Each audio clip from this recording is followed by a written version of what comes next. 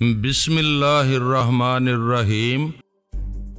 الماری کے اندر سے فلائنگ شوز کا ایک فاضل جوڑا باہر آیا۔ دوسرے کمرے میں فاضل جوڑے کا ایک ایک جوتا سولارز کے منہ پر پڑا، پھر وہ جوتے کٹ کے اندر چلے گئے۔ وہ بولا اگر نکولائی اور مرائی سایہ بن کر آتے تو وہ ہمیں فرار ہونے کے لیے یہ سامان نہ دیتے، وہ آتے ہی ہمیں مار ڈالتے۔ یہاں کے عوام اور خلائی اسٹیشن کے تمام باغی بھی سایہ بن کر آتے تو وہ ہمیں زندہ نہ چھوڑتے، مگر تم کون ہو ہمیں فرار ہونے اور جان بچانے کا موقع دے رہے ہو؟ ایسا تو دوست کرتے ہیں، مگر تم دوستی بھی کر رہے ہو اور لات جوتے بھی مار رہے ہو۔ وہ لات جوتے کھا کر بھی معلوم کرنا چاہتا تھا کہ وہاں کس کا سایہ پہنچا ہوا ہے، لیکن پارس جواب نہیں دے رہا تھا۔ دوسرے کمرے میں لکی سیون بھی خاموش تھی۔ اس نے الماری سے ایک پیکٹ نکال کر پھینکا، وہ بدی بدی کے منہ پر آ کر لگا۔ اس پیکٹ میں آکسیجن کیپسول تھے۔ بدی بدی کے منہ پر چوٹ لگی تھی، وہ روتے ہوئے اور آکسیجن کیپسول کے پیکٹ کو کٹ میں رکھتے ہوئے بولی، نہ تم جان سے مارتی ہو نہ پیچھا چھوڑتی ہو، تم اگر تمہارا نہیں ہو تو پھر خلائی پلیٹ فارم سے بولنے والی شی تارا ہو۔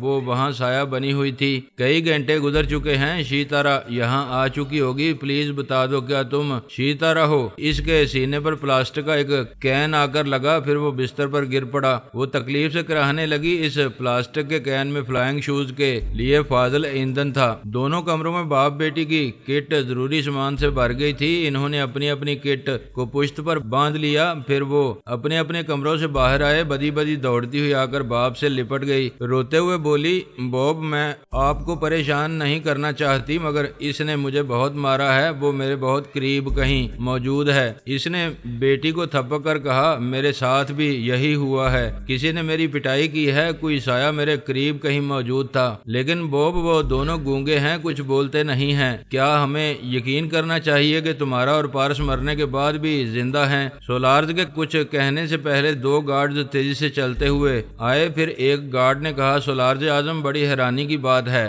تمہارا اور پارس مرنے کے بعد بھی زندہ ہیں، وہ دونوں آپ سے ملاقات کرنے آئے ہیں۔ باپ بیٹی نے ایک دوسرے کو بے یقینی سے دیکھا، پھر تیزی سے چلتے ہوئے محل کے بڑے ہال میں آئے۔ وہاں تمہارا اور پارس صاف نظر آ رہے تھے۔ انہیں دیکھ کر وہ دونوں فرار ہونے والے ٹھٹک گئے، بڑی بے یقینی سے کبھی تمہارا اور کبھی پارس کو دیکھنے لگے۔ پارس نے کہا، اچھی طرح آنکھیں پھاڑ پھاڑ کر دیکھو، ہم پہلے بھی اسی محل میں ٹھیک اسی جگہ بیمار اور کمزور ہو کر آئے تھے۔ تم نے ایٹمی لباس کے ذریعے ہمارے وجود کے چیتھڑے اڑا دیے، مگر ہماری ارضی دنیا کے لوگ مختلف عقیدوں کے حامل ہوتے ہیں۔ وہ جو شی تارا خلائی اسٹیشن سے یہاں آنے والی ہے، اس کا دھرم کہتا ہے کہ انسان مرنے کے بعد دوبارہ جنم لیتا ہے، اور ہمارے دین والوں کا یہ ایمان ہے، جسے اللہ رکھے اسے کون چکھے۔ تمہارا کیا خیال ہے سولارز، ہم نے مرنے کے بعد دوسرا جنم لیا ہے، یا یہ بات پتھر کی لکیر ہے کہ جسے اللہ بچاتا ہے اسے بندہ نہیں مار سکتا؟ سولارز نے کہا، پارس میں نے تمہاری قدر نہیں کی، مجھ سے بہت بڑی غلطی ہوئی ہے، میں معافی مانگنے کے بھی قابل نہیں ہوں، مگر تم بڑے دل والے ہو، ایک بار مجھے معاف کر کے میری دوستی اور وفاداری کو آزماؤ، تم مجھے کتے سے زیادہ وفادار پاؤ گے۔ تم نے پہلی بار کاٹا تھا، ہم 14 ٹیکے لگا کر آئے ہیں، پھر ایک بار کاٹو، ہم دونوں تمہارے سامنے کھڑے ہیں، تم نے ایٹمی لباس پہن رکھا ہے، بس ایک بٹن دبانے کی دیر ہے، ہمارے وجود کے چیتھڑے اڑ جائیں گے۔ بدی بدی نے ہاتھ جوڑ کر کہا، اب ہم ایسی غلطی نہیں کریں گے۔ تمہارا نے کہا، ہمیں ہلاک نہیں کرو گی تو ہمارے زہر سے ڈر کر زندگی گزارتی رہو گی۔ ایک جانسار نے اپنے ایٹمی لباس کے بٹن کو 2 انگلیوں سے تھام کر کہا، میں اپنے حاکم اور شہزادی کی توہین برداشت نہیں کر سکتا، میں تم دونوں۔ اس کی بات پوری ہونے سے پہلے پارس کے لباس میں سے ایک ایٹمی شعاع نکلی، پھر دیکھتے ہی دیکھتے اس جانسار کے وجود کے ٹکڑے ٹکڑے ہو گئے۔ سب نے حیرانی سے دیکھا، لکی سیون اور پارس عام سے لباس میں تھے، لیکن اس سے نکلنے والی شعاع نے ایک زندہ وجود کے چیتھڑے اڑا دیے تھے۔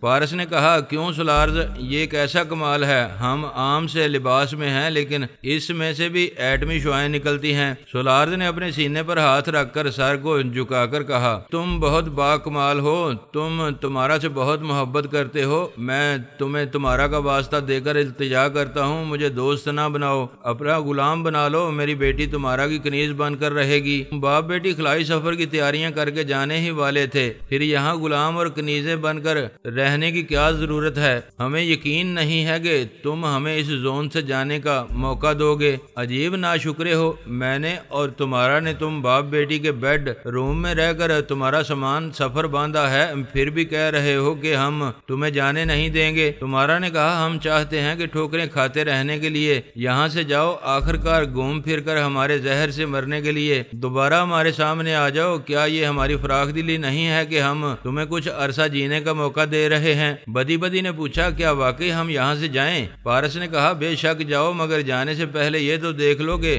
ہم مرنے کے بعد زندہ کیسے ہو گئے۔ وہ سب توجہ سے دیکھنے لگے۔ تمہارا اور پارس جیب سے ایک لوشن نکال کر اپنے چہروں پر لگا رہے تھے، پھر انہوں نے رومال سے چہرے کو صاف کیا تو سب نے حیرانی سے دیکھا وہاں تمہارا اور پارس نہیں تھے، ان کی جگہ سولارز کا ایک جانثار اور اس کی محبوبہ کھڑی ہوئی تھی۔ اس جانثار نے کہا سولارز اعظم ہم مجبور ہیں، وہ دونوں سائے ہمارے اندر ہیں، وہ جیسا چاہتے ہیں ہم ویسی ہی حرکتیں کرتے ہیں، اور اس وقت بھی میں نہیں بول رہا ہوں، پارس کی مرضی سے میری زبان ہل رہی ہے اور آواز نکل رہی ہے۔ اس کی محبوبہ نے کہا میرے اندر بھی تمہارا کہہ رہی ہے کہ آپ نے پہلے جس تمہارا اور پارس کو ہلاک کیا تھا وہ بھی آپ کے جان نثار تھے، ان کے چہروں پر بھی ایسا ہی میک اپ کیا گیا تھا جیسا ابھی آپ نے ہمارے چہروں پر دیکھا تھا، اور ہمیں تمہارا اور پارس سمجھ کر دھوکہ کھا رہے تھے۔ اس جان نثار نے کہا ہم نے عام سا لباس پہنا ہے، لیکن ہمارے اندر دونوں سایوں نے ایٹمی لباس پہن رکھا ہے۔ اس لباس کی ایک ایٹمی شعاع نے میرے سامنے سے نکل کر ابھی آپ کے ایک جان نثار کو ہلاک کیا ہے۔ باپ بیٹی کے چہرے زرد پڑ گئے تھے، ایسے چال باز دشمن سے وہ کبھی نہیں ٹکرائے تھے۔ اور اسی جان نثار نے کہا سولارز اب تمہارے پاس طاقت رہی ہے نہ حکومت کرنے کی صلاحیتیں، اس لیے میں تمہارا جان نثار بن کر نہیں رہوں گا، یوں بھی تم جا رہے ہو۔ پارس کہہ رہا ہے تم اپنے ساتھ اپنی جان نثاروں کو لے جانا چاہتے ہو تو لے جا سکتے ہو۔ سولارز نے کہا میں پارس کو فراخ دلی کو سلام کرتا ہوں، لیکن میں صرف اپنی بیٹی کے ساتھ جانا چاہتا ہوں۔ اس جان نثار نے کہا آؤ اور محل کی چھت پر چلو۔ وہ باپ بیٹی اس جان نثار کے پیچھے چلتے ہوئے محل کی چھت پر آئے۔ ایسے وقت ان کے ساتھ کوئی گارڈ نہیں تھا۔ چھت پر پہنچ کر سولارز نے اپنے جوتوں کے تلے ایڑی کی طرف سے کھینچ کر نکالے۔ وہ چاہتا تھا صرف اپنے فلائنگ شوز استعمال کرے اور اسی کے ساتھ بیٹی کو لے جائے تاکہ بیٹی کے شوز بعد میں ان کے کام آئیں۔ تمہارا نے بدی بدی کے اندر آ کر کہا جاؤ، مگر یہ کبھی نہ بھولنا کہ تمہارا یہ جسم میرے زہر کی امانت ہے، جاؤ ٹھوکریں مبارک ہوں۔ وہ بدی بدی کے اندر سے نکل آئی۔ اب فلائنگ شوز سے ایٹمی شعلے نکل رہے تھے اور وہ باپ بیٹی تیزی سے بلندی کی طرف جا رہے تھے۔ ان سے پہلے ساسا نکلائی اور ساسا مرائی وہ زون چھوڑ چکے تھے۔ خلائی اسٹیشن سے دیوی اور پاشا آ رہے تھے۔ پتہ نہیں وہ دونوں بھی کب تک زون میں رہ کر جانے والے تھے، لیکن سب زون سے نکل کر کہاں جا رہے تھے؟ ظاہر ہے وہ سب کسی ایک منزل کی طرف نہیں گئے تھے۔ ایک ہی منزل پر پہنچنے کا نتیجہ یہ ہوتا کہ وہ آپس میں لڑنے مرنے لگتے، جبکہ وہ سب شکست کھا کر پہلے سے زیادہ طاقتور بننے کے لیے خلا کے مختلف حصوں میں گئے تھے، اور کائنات کی نامعلوم وسعتوں میں نامعلوم کیسی کیسی دنیایں آباد ہوں گی، اس سلسلے میں علامہ اقبال فرما چکے ہیں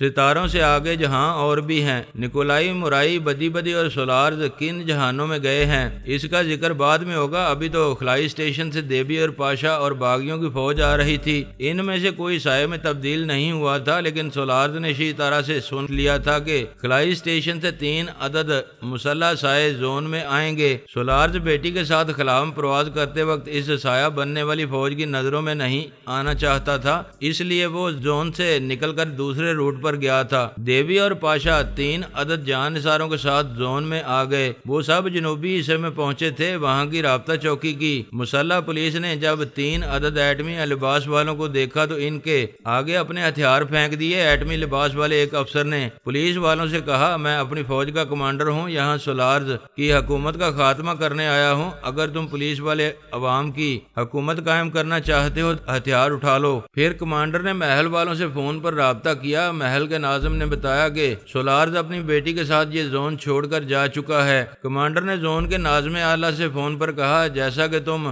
جانتے ہو سولارز نے ہمارے خوف سے زون چھوڑ دیا ہے، لہٰذا پورے زون میں وقفے وقفے سے اعلان کراتے رہو کہ اب یہاں عوامی حکومت قائم کرنے کے لیے فوج آ چکی ہے، یہاں کے وہ تمام سائنسدان، ڈاکٹر، انجینئر اور دانشور جنہیں 3 سائنسدانوں نے کبھی ابھرنے کا موقع نہیں دیا، وہ کل صبح 10 بجے سولارز کے محل میں تشریف لے آئیں اور زون کے تمام اہم شعبوں کے ذمہ دار افسران ابھی سولارز کے محل میں آ جائیں، ہمارے لیے 20 عدد فلائنگ کاریں فوراً روانہ کرو۔ ڈمی شیتارا نے فون پر ناظم اعلیٰ سے کہا، کیا پارس یہاں موجود ہے؟ میں اس سے گفتگو کرنا چاہتی ہوں، آپ محل کے ناظم سے معلوم کریں۔ اس نے محل کے ناظم سے رابطہ کر کے پارس کے متعلق پوچھا۔ اس نے جواب دیا، سولارز اور اس کی بیٹی کی روانگی کے وقت تمہارا اور پارس محل کی چھت پر تھے، پتہ نہیں ان کی پلاننگ کیا تھی۔ ان باپ بیٹی کی روانگی کے بعد جب بار بار تمہارا اور پارس کو مخاطب کیا گیا اور کوئی جواب نہ ملا تو یہی بات سمجھ میں آئی کہ وہ دونوں سائے بھی ان باپ بیٹی کے ساتھ چلے گئے ہیں۔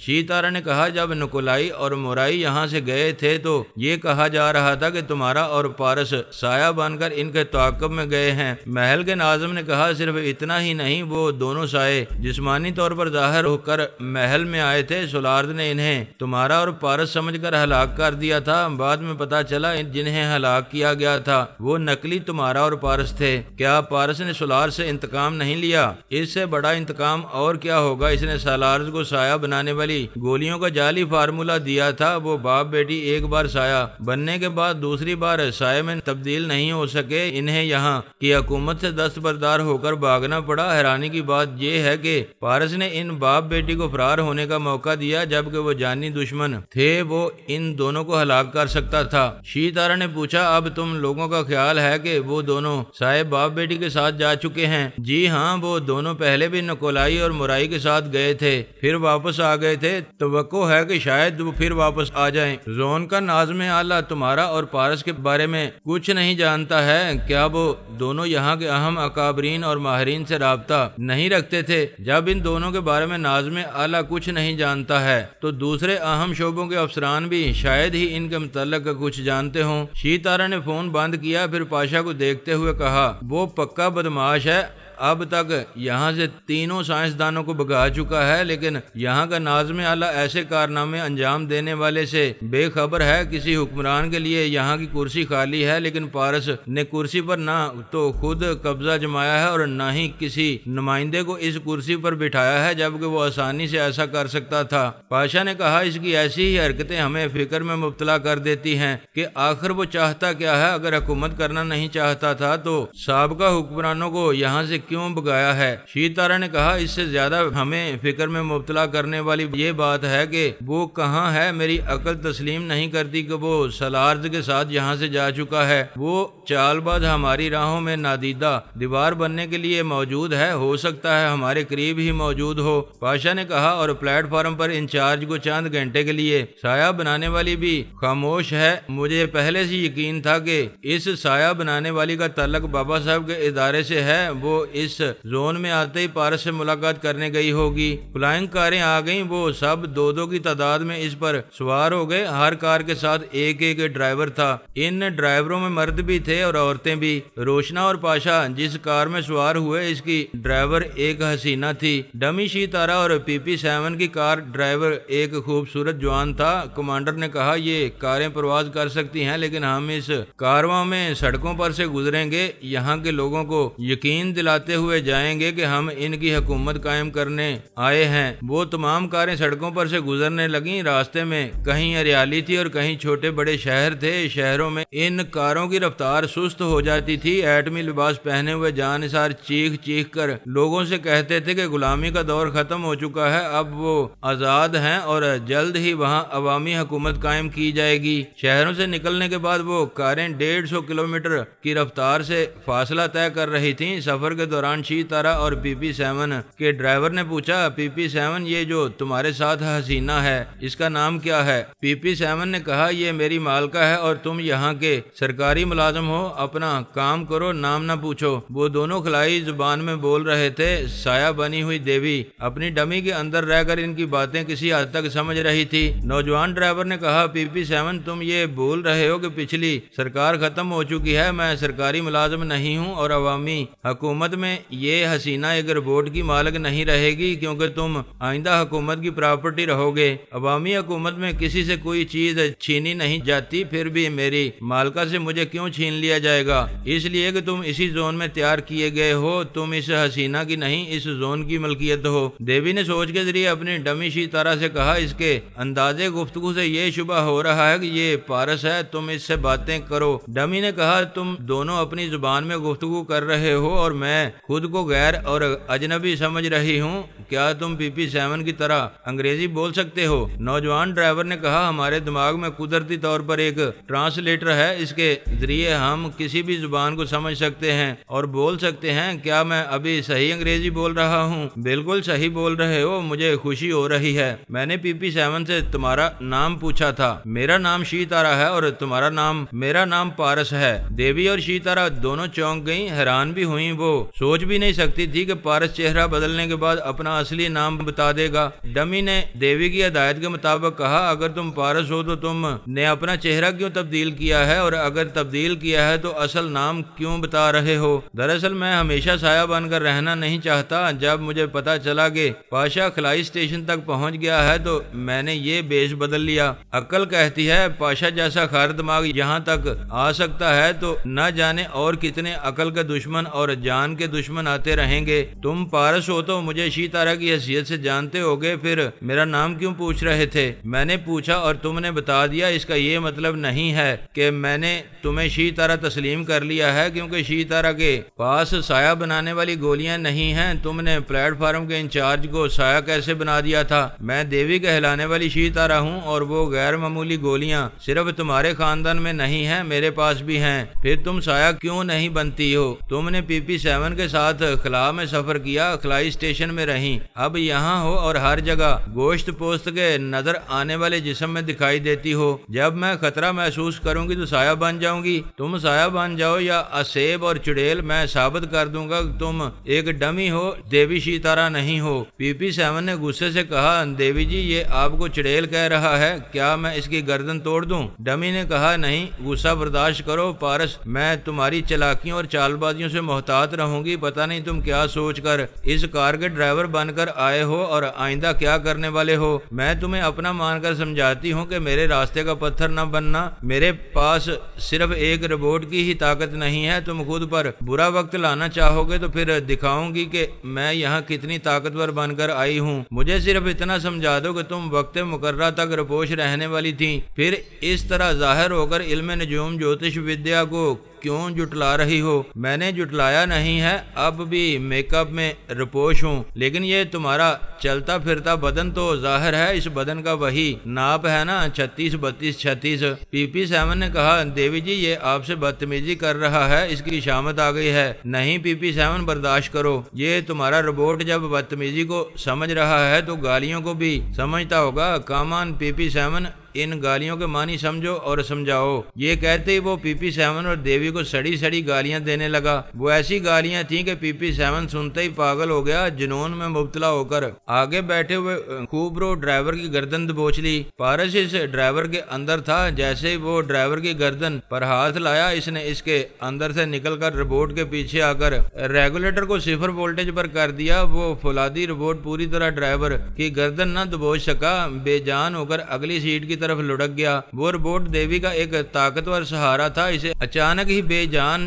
دیکھ کر سب سے پہلے اسے جاندار بنانے کا خیال آیا۔ اس کا سایہ فوراً ہی ڈمی کے اندر سے نکل کر ریگولیٹر کو 0 سے وولٹیج نمبر 2 پر لے آیا۔ پارس کا سایہ اس ریگولیٹر کے پاس دیوی کا منتظر تھا۔ کسی بھی سایہ کے متعلق یہ ذکر ہو چکا ہے کہ وہ چند سیکنڈ کے لیے اپنے جسم کے کسی بھی حصے کو ٹھوس بنا سکتا ہے۔ پارس کے سایہ نے بھی ریگولیٹر کو 0 پر لاتے وقت اپنے ایک ہاتھ کو کلائی تک ٹھوس بنایا تھا۔ دیوی نے بھی جب ریگولیٹر کو وولٹیج نمبر 2 پر لانے کے لیے ایک ہاتھ کو کلائی تک ٹھوس بنایا تو پارس نے اپنے ہونٹوں کو ٹھوس بنا کر اس کی ہتھیلی کی پشت کو چوم لیا۔ دیوی شیتارا کے منہ سے ہلکی سی چیخ نکلی، پھر وہ اپنے ہاتھ کو سایہ بنا کر اپنی ڈمی کے اندر واپس آ گئی۔ اس کا دل بڑی تیزی سے دھڑک رہا تھا۔ اس پوش رہنے والی کو بھی کبھی کسی مرد نے ایک انگلی سے بھی چھونے کی جرت نہیں کی تھی۔ اس نے سر سے پیر تک خود کو پارس کی ایمان ضمانت بنا کر رکھا تھا، اسی پارس نے اس کماری کے اندر ایک بوسے کا دھماکہ کیا تھا۔ اس کی جو حالت تھی وہی جانتی تھی، جذبات نے جرجری سی پیدا کی، احساسات نے حیا سے زبان بند کر دی۔ اسے غصہ آیا مگر دھیما دھیما سا آیا، پیار آیا تو ٹوٹ ٹوٹ کر آیا۔ آئندہ ہونے والے جیون ساتھی کی رفاقت کیسی ہوگی، جیسی بھی ہوگی، اس کا پیش لفظ وہ بوسہ تھا۔ پارس کے سائے نے ریگولیٹر کو وولٹیج نمبر 1 پر رکھا تھا تاکہ PP7 میں جان رہے، متحرک رہے، مگر جنون میں مبتلا ہو کر نقصان پہنچانے والی قوت اسے نہ ملے۔ اس نے ڈرائیور کے اندر آ کر اس کی زبان سے کہا، PP7 یہ نہ بھولا کرو کہ تمہاری فولادی قوت ریموٹ کنٹرول کی محتاج ہے، ہم سایوں کے رحم و کرم سے برقرار رہتی ہے۔ میں نے تمہاری لائف پاور کو ابھی ایک نمبر پر رکھا ہے، تم پیچھے ہاتھ لے جا کر اپنی ضرورت کے مطابق قوت حاصل کر سکتے ہو، لیکن ایسا کرنے سے پہلے یاد رکھنا کہ دوبارہ میری گردن دبوچنا چاہو گے تو پھر تمہیں بے جان بنا دوں گا۔ PP7 نے اپنا ایک ہاتھ پیچھے لے جا کر وولٹیج نمبر 2 کی توانائی حاصل کی، پھر کہا، میں نے اپنا ایک ہاتھ ریگولیٹر پر رکھ لیا ہے، اب تم اس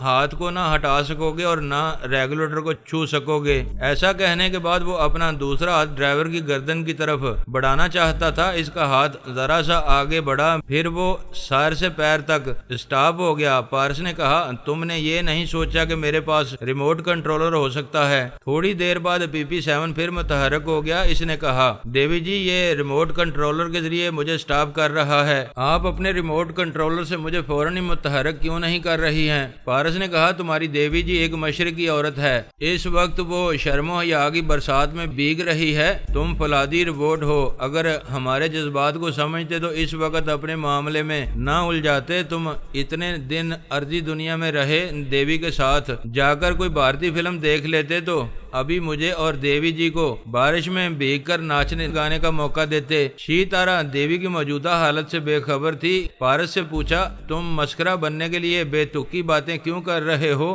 پارس نے کہا، پسے پردہ جو ہو رہا ہے وہ تمہارے ساتھ ہوتا تو مان لیتی کہ میں مسخرہ نہیں مسخر کرنے والا ہوں، کیوں دیوی جی ٹھیک کہتا ہوں نا؟ اصلی شیتارا کی عمر جو بھی رہی ہو فی الوقت 16 سال والا بخار چڑھ گیا تھا، اسے چپ سی لگ گئی تھی۔ پارس نے نظر آنے والی شیتارا کے متعلق کہا تھا کہ وہ اسے ڈمی ثابت کر دے گا، اور اس نے بڑی چالاکی سے اسے ڈمی ثابت کر دیا تھا اور یہ جان لیا تھا کہ اصلی شیتارا سایہ بنی ہوئی ہے۔ جناب تبریزی اور آمنہ فرہاد نے روحانی ٹیلی پیتھی کے ذریعے پارس کو یہ نہیں بتایا تھا کہ سایہ بنانے والی گولیاں کس طرح اس اصلی شیتارا تک پہنچائی گئی ہیں، اس لیے پارس حیران تھا کہ وہ سایہ کیسے بن گئی ہے اور اس نے کتنی گولیاں کہاں سے حاصل کی ہیں۔ اس نے کہا، میرے من مندر کی دیوی تمہاری طرح میں نے بھی چوپ سادھ لی ہے، لیکن چند سوالات میرے ذہن میں چوب رہے ہیں، پھر کبھی تنہائی میں سوالات کروں گا، ابھی جا رہا ہوں۔ ڈرائیور میرا اعلی کار ہے، آئندہ اسی کے ذریعے ملاقات ہوگی، اس یقین کے ساتھ جا رہا ہوں کہ اپنے ربوٹ کے ذریعے میرے اعلی کار کو نقصان نہیں پہنچنے دو گی۔ اصلی شیتارا جس کار میں جا رہی تھی، پارس اس کار سے چلا گیا۔